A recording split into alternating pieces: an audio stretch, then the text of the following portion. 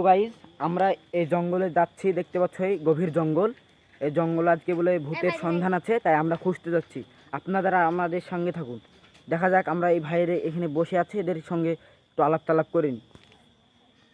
Hello ভাই, তোমরা এখানে কি করছো রাতে? এ ভাই, এখানে বলে জঙ্গলে বলে আত্মার আশবাস মানে থাকে। তোমরা এখানে কি করছো? হ্যাঁ, আমরা এই জঙ্গলে যাচ্ছি ভূতের সন্ধানে। দেখা যাক কোনো আত্মা টাত্মা যদি পাওয়া যায়। আত্মা, তুমি যেখানে থাকো আসো, আমরা তোমাকে খোঁজ করছি। হ্যালো ভাই, কি জিনিস ভাই?